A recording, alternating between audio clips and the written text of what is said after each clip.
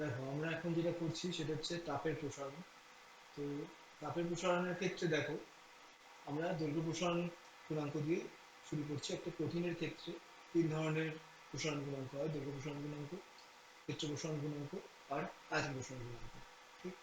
তো দৈর্ঘ্য প্রসারণ গুণাঙ্কের ক্ষেত্রে দেখো একটা ডায়াগ্রাম আঁকা আছে যে একটা আমরা মেটাল নিয়েছি, ধাতব পদার্থ নিয়েছি, যেটার L1 দৈর্ঘ্য T1 ডিগ্রি সেলসিয়াসে রয়েছে আর এটার L2 দৈর্ঘ্য T2 ডিগ্রি সেলসিয়াসে রয়েছে। তাহলে যেহেতু T2 T1 এর থেকে বড়, তো এই T2 T1 এর থেকে বড় হওয়া যে দৈর্ঘ্যটা বেড়েছে সেটা হচ্ছে delta L, L2 minus L1। এবার আমি ডেল্টা এল বাই এল যদি করি, L2 minus L1 by L1 করবে, প্রাথমিক দৈর্ঘ্য বৃদ্ধি হচ্ছে, তো প্রাথমিক দৈর্ঘ্য বৃদ্ধি মানে একক দৈর্ঘ্য বৃদ্ধিটা L2 minus L1 by L1। এবার 1 ডিগ্রি সেলসিয়াসে বৃদ্ধি হচ্ছে ডেল্টা টি, মানে একক দৈর্ঘ্যে একক ডিগ্রি সেলসিয়াসে কত বৃদ্ধি হচ্ছে সেটাকে আমরা আলফা দিয়ে নির্ণয় করছি।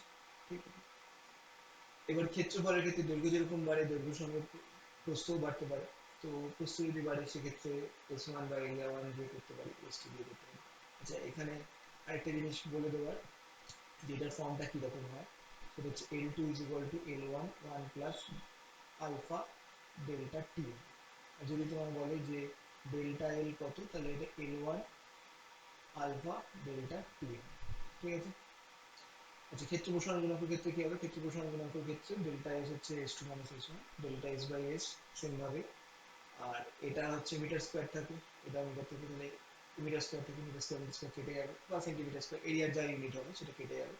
ইউনিট কি হবে? ডিগ্রি সেলসিয়াস ইনভার্স বা ডিগ্রি ফারেনহাইট ইনভার্স বা ডিগ্রি কেলভিন ইনভার্স। ঠিক। Kelvin inverse, degree kelvin Fahrenheit. আচ্ছা, নেক্সট হচ্ছে আমাদের আয়তন প্রসারণ গুণাঙ্ক। আয়তন প্রসারণ গুণাঙ্ক বলতে যদি প্রস্থ উচ্চতা 3D তে ধরলে একটা কঠিন বস্তুর ক্ষেত্রে, তাহলে V1 থেকে V2 হচ্ছে, এটা T1 ডিগ্রি সেলসিয়াসে ছিল, এটা T2 ডিগ্রি সেলসিয়াসে হচ্ছে, T1 T2 থেকে বড়। এখানেও যদি আমার সলভ করতে হয় তাহলে কিভাবে সলভ করবো? V2 is equal to V1 one plus gamma delta T. আর ডেল্টা ভি কি হবে? ডেল্টা ভি হবে হচ্ছে V1 গামা ডেল্টা টি। এটা হচ্ছে V1 এর মান। ঠিক।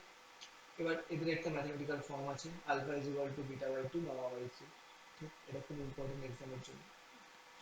নেক্সট তুমি করবে যেটা, সেটা হচ্ছে যে তরলের আয়তন প্রসারণ করবে। তরলের ক্ষেত্রে একটা পিকুলিয়ার ফর্মুলা আছে, gamma R is equal to gamma A plus gamma G. এবার কেন এরকম? দেখো, গামা আর যেটা হচ্ছে সেটা হচ্ছে তরলের প্রকৃত প্রসারণ গুণাঙ্ক, গামা এ যেটা সেটা তরলের আঘাত প্রসারণ গুণাঙ্ক, গামা জি হচ্ছে পাত্রের প্রসারণ গুণাঙ্ক। এবার পাত্রের যেহেতু প্রসারণ গুণাঙ্ক হচ্ছে, তো পাত্রের প্রসারণ গুণাঙ্ক যা খুশি হতে পারে। আমি কপার দিয়ে করলে একরকম, আমি ফেরাস দিয়ে করলে একরকম, আমি টিন দিয়ে করলে একরকম। তো সেই জন্য গামা আর এর ভ্যালু তো সেম। সাপোজ ধরো গামা এর ভ্যালু হচ্ছে 5, এর ভ্যালু হচ্ছে 3, তাহলে এর ভ্যালু 2 হবে। যদি এর ভ্যালু 2 হতো তাহলে এর ভ্যালু 3 হতো। তো গামা এ আর গামা জি যোগ করে জিনিসটা সেম হবে, কিন্তু আমার এই গ্যাপটা, মানে গামা আর এর সঙ্গে গামা জির যে গ্যাপটা, কারণ আমি তরলকে সবসময় পাত্রের উপর রেখেই প্রসারিত করবো না। তো তরলের প্রসারণ আর পাত্রের প্রসারণ যদি সেম হয়ে যায়, মানে গামা ইজ ইকুয়াল টু যদি 3 আলফা হয়ে যায়, 3 আলফা মানে কি? এটা পাত্রের গামা, আর তরলের গামা, মানে gamma R is equal to যদি গামা জি হয়ে যায় তাহলে গামা এ 0 হয়ে যাবে। ঠিক আছে। আর তরলের মৌলিক ধর্ম কি? তরলের মৌলিক ধর্ম হচ্ছে গামা আর। ক্লিয়ার এত অব্দি?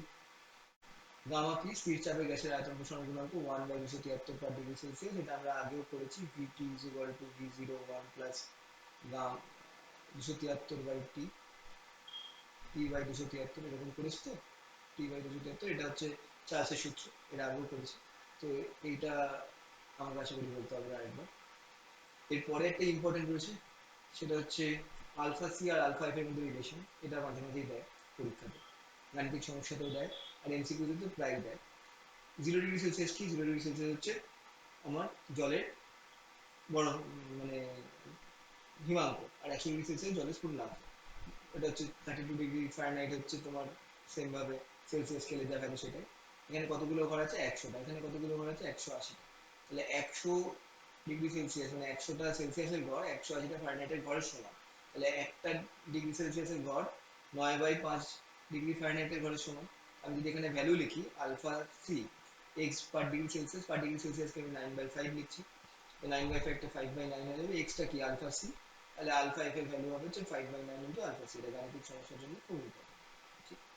নেক্সট হচ্ছে সব থেকে ইম্পর্টেন্ট পার্ট, সেটা হচ্ছে একটা ফলকের মধ্যে দিয়ে তাপের চলন, মানে তাপ কিভাবে যাচ্ছে। ধরো এইটা একটা, মানে কিউবয়েড আর কি, আয়তঘন ফলক।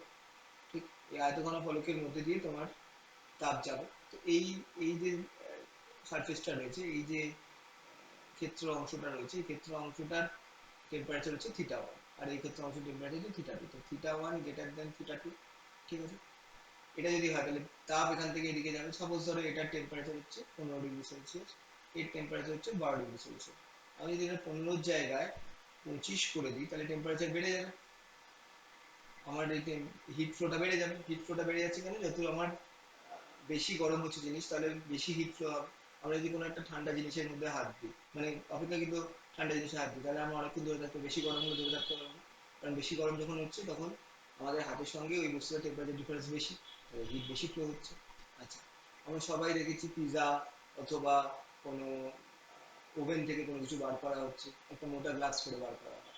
যারা ব্ল্যাক স্মিথ হয়, মানে যারা কামার কাজ করছে, যারা প্রচুর গরমে কাজ করে, কয়লা খনির কোনো জায়গাতে খুব ফার্নেসে কাজ করছে, তো তারা একটা মোটা মোটা গ্লাভস পরে তারা প্রোটেকশনের জন্য। কেন করে? যত আমার প্রোটেকশনের জায়গাটা যত বড় হবে, যত মোটা হবে, এই যে পাত ফলকটা যেটা যত বাড়বে আর কি, এর প্রস্থটা, তত হিট এদিক থেকে এদিকে যেতে বাধা পাবে। যত পাতলা হবে তত সহজে যাবে, তাই Q প্রপোর্শনাল টু 1/2। আচ্ছা, কোনো জিনিস গরম হলে আমরা কিভাবে দেখি? অল্পক্ষণ দেখি, ছেড়ে দিই, একটুখানি দেখি, ছেড়ে দিই, ঠিক। তাহলে যত বেশিক্ষণ ধরে থাকবে তত বেশি হিট ফ্লো। আর যখন দেখি তখন একটা আঙুল দিয়ে দেখি, একদম নখের ডগা দিয়ে দেখি, পুরো হাত দিয়ে দেখি না, কেন? যত বেশি আমরা এরিয়া দেবো তত বেশি হিট ফ্লো হবে, ঠিক। এবার এই চারটেকে যদি যৌগিক অনুপাত করা হয় তাহলে Q equal to K θ1 θ1 minus θ2 AT/D হচ্ছে, K হচ্ছে তাপ পরিবাহিতাঙ্ক, ঠিক। আচ্ছা, Q বাই T যেই করছি, Q বাই T হচ্ছে তাপীয় কারেন্ট, তাপীয় প্রবাহ, ঠিক আছে। Q বাই T টা হচ্ছে তাপীয় কারেন্ট। কেন বলছি কারেন্ট একটু বুঝো। এইটা আমরা কি দিয়ে মাপি? Metre square. এটা আমরা কি দিয়ে মাপি? মিটার, ঠিক। আর এটা আমি কি দিয়ে মাপি? কেলভিন। আর এটা হচ্ছে joule per second. Joule per second মানে হচ্ছে ওয়াট। তাহলে ওয়াট মিটার এখানে কেটে গেল, আর কেলভিন আছে, তাহলে watt metre inverse kelvin inverse হবে হচ্ছে এর একক, যেটা পরীক্ষায় বারবার দেয়। এবং এই সংজ্ঞাটা খুব ইম্পর্টেন্ট, সংজ্ঞাটা ভালো করে পড়বে। আচ্ছা, আমরা এরপরে ওহমস ল পড়বো যখন তড়িৎ পড়বো আর কি। তা এটা হচ্ছে আমার তড়িৎ ক্ষেত্রের যে কারেন্টটা, তড়িৎ প্রবাহ, সেটা হচ্ছে আধান বাই সময়। আর V two minus V one, V two minus V one হচ্ছে পোটেনশিয়ালের ডিফারেন্স। এখানে দেখো θ1 মাইনাস θ2, এখানে হচ্ছে টেম্পারেচার, উষ্ণতার পার্থক্য। আর ডি বাই কে, এটাকে আমরা এই আর এর সঙ্গে, মানে এই যে কোনো বস্তুর যে তড়িৎ গেলে যে বাধা প্রাপ্ত দেয় আর কি নিজের নিজস্ব ধর্মের জন্য, সেটাকে আমরা রোধ বলে থাকি। সেটাকে আমরা তাপীয় রোধ বলছি, সাদৃশ্যতা দেখিয়ে। এর সঙ্গে এটার কোনো ডাইরেক্ট রিলেশন নেই, এটা সাদৃশ্যতা দেখিয়ে বলা হচ্ছে তাপীয় রোধ। এটা দিয়ে গাণিতিক সমস্যা দেবে, তো এটা একটু ভালো করে রাখবে। আর T equal to D by কে, এর কখনো কখনো মাত্রা বা একক বার করতে দেয়, ঠিক আছে। পরীক্ষা এটা ইম্পর্টেন্ট, ঠিক। মাত্রা একক বার করে। আর পরিবাহিতাঙ্কের একক অলরেডি করেছি, মাত্রাটা অবশ্যই বার করে রাখবে। ক্লিয়ার? বোঝা গেছে? এত অবধি কোনো অসুবিধা নেই। তাপের চ্যাপ্টারে এর থেকে বেশি কিছু আসবে না, তো এই জায়গাটা ভালো, মানে এই ভিডিওটা ভালো করে দেখে নিন, তাহলে ক্লিয়ার। তো অ্যাট ফার্স্ট আমরা স্টার্ট করব এই পার্টটা। এখানে দেখো, আজকে আমরা পড়ছি হচ্ছে phenomena of heat. So first আমরা স্টার্ট করছি লিনিয়ার এক্সপ্যানশন দিয়ে। লিনিয়ার এক্সপ্যানশন কার হচ্ছে? সলিডের হচ্ছে। ওকে, সো সলিডের লিনিয়ার এক্সপ্যানশন হয় L1 লেন্থ।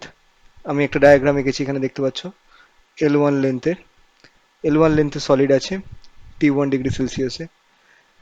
লেন্থটা ইনক্রিজ করে T2 ডিগ্রি সেলসিয়াস করেছি, আর লেন্থটা ইনক্রিজ করে L2 হয়েছে। So change in length is L2 minus L1, change in temperature T2 minus T1। তো relative length expansion delta L by L, that is L2 minus L1 by L1, right. এবার length expansion per degree Celsius, that means আমার per unit degree Celsius আর per unit লেন্থে কতটা expand করছে সেটাকে আমরা coefficient of linear expansion বলি, that is called alpha. So এটা লেন্থে মেজার হয়, এটাও লেন্থে মেজার হয়, তো ইউনিট লেন্থের কেটে যায়, degree Celsius inverse, degree Fahrenheit inverse আর কেলভিন ইনভার্স হয় ভ্যালু। ক্লিয়ার? নেক্সট হচ্ছে আমরা যেখানে এখানে করছি এটা হচ্ছে এরিয়াল এক্সপ্যানশন। এরিয়াল এক্সপ্যানশনে কি হচ্ছে দেখো, এখানে লেন্থ আমরা ধরছি এই যে S1, এই যে লেন্থ আর ব্রেড এটা যদি মাল্টিপ্লাই করি তাহলে আমি এরিয়া পাচ্ছি। তো এখানে আমি একটা ফিক্সড ভ্যালু ধরেছি এরিয়ার, সেটা হচ্ছে S1 at T1 degree Celsius, S2 at T2 degree Celsius. So area কত বাড়ছে, delta S is S two minus S one, delta T is T two minus T one. So delta S by S is S two minus S one by S one.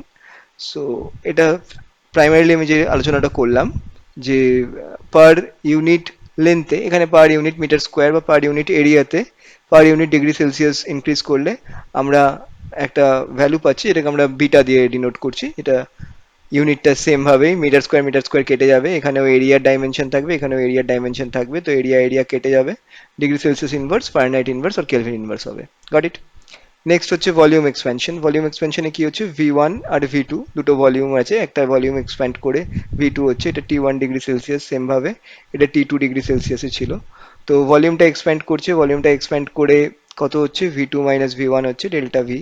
আচ্ছা, এখানে আরেকটা জিনিস একটু জানার, যে ধরো আমাকে বললো যে ডেল্টা ভি কত, শুধু সেটাকে বলতে, তাহলে কিভাবে বার করবে, ভি ওয়ান গামা ডেল্টা টি।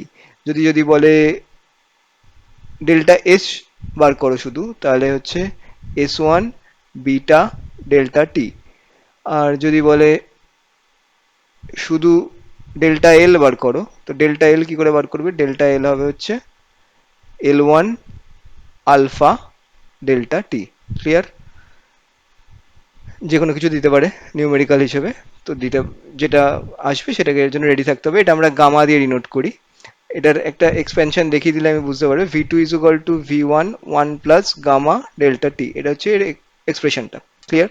এখানে একটা নিউমেরিক্যাল ফর্মুলা পড়তে হবে, alpha is equal to beta by two gamma by three. এটা নিউমেরিক্যাল প্রবলেমের জন্য এবং এমসিকিউ এর জন্য তোমার সলভ করতে কাজে লাগবে। ক্লিয়ার? এরপর সলিডের তিনখানা এক্সপেনশন আমরা পড়ে ফেলেছি। নেক্সট আমরা পড়বো হচ্ছে লিকুইডের এক্সপেনশন। লিকুইডের ভলিউমেট্রিক এক্সপেনশন ছাড়া কিছু নেই, ফ্লুইড মানেই হচ্ছে ভলিউমেট্রিক এক্সপেনশন, কারণ ফ্লুইডের শেপ আর সাইজ থাকে না। তো লিকুইডের ক্ষেত্রে একটা পিকুলিয়ার এক্সপ্রেশন আমরা পাই, gamma R is equal to gamma A plus gamma G. কেন এরকম পাচ্ছি, বিকজ আমরা যখন লিকুইডকে হিট করছি, আমরা তো লিকুইডকে অ্যাজ ইট ইজ হিট করতে পারি না, we have to keep the liquid in a certain pot, solid pot, then we have to heat that. তো লিকুইডে যেটা অরিজিনাল গামা আর হয়, আর সলিডের যেটা গামা জি হয়, মানে সলিডের যেটা ভলিউমেট্রিক এক্সপেনশন হয়, তার যে ডিফারেন্সটা সেটাই হচ্ছে অ্যাপারেন্ট ভ্যালু, অ্যাপারেন্ট এক্সপেনশন লিকুইডের, এটা গামা এ।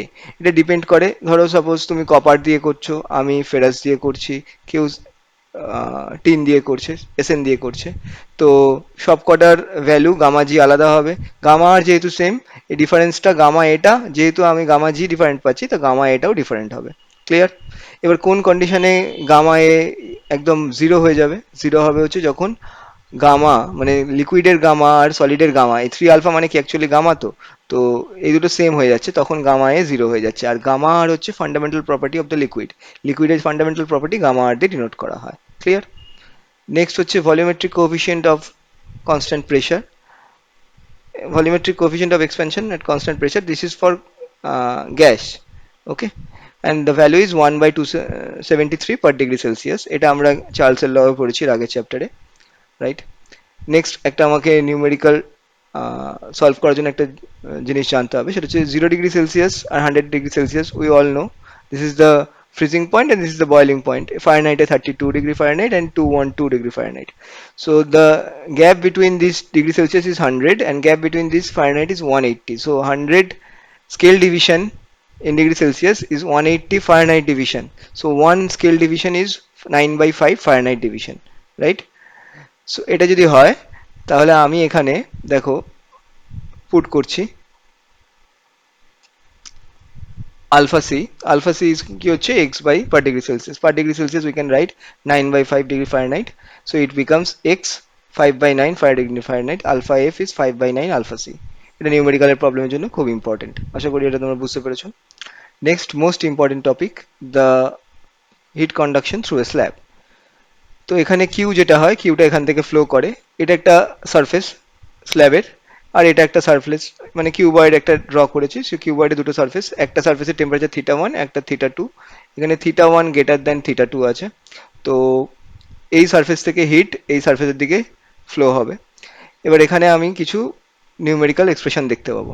ফার্স্ট হচ্ছে theta one minus theta two, Q proportional theta one minus theta two. Suppose এটা 20 ডিগ্রি সেলসিয়াস, এটা 15 ডিগ্রি সেলসিয়াস, তো 20 ডিগ্রি সেলসিয়াস আর 15 ডিগ্রি সেলসিয়াসের যে গ্যাপ, আমি যদি এটাকে 30 করে দিই তাহলে হিট ফ্লোটা বেড়ে যাবে, এটাই যদি Q1 ফ্লো হয়, এটা যদি Q2 ফ্লো হয়, তাহলে Q2 গ্রেটার দেন Q1 হবে, বিকজ এখানে টেম্পারেচার ডিফারেন্সটা বেড়ে গেছে। সো এখানে এটা ডেপিক্ট করা হয়েছে যে যত বেশি গরম হবে, আমরা যদি একটা কোনো জিনিস টাচ করি, যদি কম আহ, গরম হয় তাহলে অনেকক্ষণ ধরে রাখতে পারবো পারবো যদি খুব গরম হয় তখন টেম্পারেচার ডিফারেন্স বেশি, তো বেশিক্ষণ ধরে রাখতে হচ্ছে না, হিট ফ্লোটা বেড়ে যাচ্ছে। আচ্ছা, কোনো যখন গরম জিনিসকে ধরতে যাই, যখন মাইক্রো ওভেনে হাত ঢোকাচ্ছি, একটা বড় গ্লাভস পরে ঢোকাচ্ছি, কেউ পিৎজা বেক করছে, কেউ কেক বেক করছে, সেটা বড় গ্লাভস পরে করছে, কারণ ওখানে ওভেনের টেম্পারেচার অনেক বেশি। যারা ব্ল্যাক স্মিথের কাজ করে তারা বড় বড় গ্লাভস পরে কাজ করে, কেন করে? বিকজ যত আমার যেটা প্রোটেকশন লেয়ার সেটা মোটা হবে, তত হিট ফ্লো কম হবে, তত আমার ডেঞ্জারের থেকে চান্স কম, আর যত পাতলা হবে তত হিট ফ্লো বেড়ে যাবে। আচ্ছা, কোনো গরম জিনিস আমরা যখন ধরি, ইনস্ট্যান্ট ধরে ছেড়ে দিই গরম দেখলে, তাই তো? অনেকক্ষণ ধরে থাকি না, যত বেশি ধরে থাকবো তত বেশি হিট ফ্লো হবে। আর আমরা যখন কোনো জিনিসকে টাচ করছি, এরিয়াটা কম রাখার চেষ্টা করি, যাতে গরমটা দেখার জন্য কোনো খাবারের জিনিস আমরা দেখছি গরম আছে কিনা, হালকা করে টাচ করে দেখি, একদরে হাত পুরো দিয়ে দেখি না, কারণ তাহলে তো হিট বেশি ফ্লো হবে। ঠিক আছে? তো এটার যদি এক্সপ্রেশন করি তাহলে Q is equal to K পাবো। এখানে কেটা হচ্ছে thermal conductivity, coefficient of thermal conductivity, and এক্সপ্রেশনটা করলে কিউ বাই টি পাবো। This is thermal current, this is thermal current. আমরা এটার একটা অ্যানালজি ড্র করব, বিকজ অ্যানালজি ড্র না করলে আমরা এখানে থার্মাল রেজিস্ট্যান্স টার্মটাকে ডিনোট করতে পারবো না। দেখো এখানে কে বাই এটাকে নিচে ডিনোমিনেটরে এনেছি, ডি বাই কে হয়েছে। তো এবারে এটা হচ্ছে আমার ইলেকট্রিক্যাল কারেন্ট, আর থার্মাল কারেন্টের সঙ্গে অ্যানালজি ড্র করেছি। তো ডি বাই কে, কে এর হচ্ছে unit watt metre inverse kelvin inverse হয়, বিকজ জুল পার সেকেন্ড হচ্ছে। তো জুল পার সেকেন্ড থেকে তোমার এখানে এটা তো মিটার হয়, আর এটা মিটার স্কোয়ার হয়, আর এইটা হচ্ছে তোমার কেলভিন হয়। তো মিটার থেকে মিটার কেটে যায়, মিটার নিচে যাচ্ছে আর কেলভিনও নিচে যাচ্ছে, তাই watt metre inverse kelvin inverse, এটা জুল পার সেকেন্ড হচ্ছে। তো জুল পার সেকেন্ড হচ্ছে বলে এটা তোমার ওয়াট হয়ে যাচ্ছে। ক্লিয়ার? ওকে, এত অবধি ক্লিয়ার? এটা নাইনেই পড়েছি আমরা, জুল পার সেকেন্ড যে ওয়াট হয়। নেক্সট কিছু ইম্পর্টেন্ট কোশ্চেন আছে, আমি কোশ্চেনের পেজটায় যাচ্ছি। তোমাদের যাদের মনে হবে যে এই কোশ্চেনগুলো ইম্পর্টেন্ট, তোমরা এটা স্ক্রিনশট নিয়ে নিতে পারো। এটা পড়বে, এক্সামের জন্য খুব ইম্পর্টেন্ট, স্কুল এক্সাম অর তোমার যে কোনো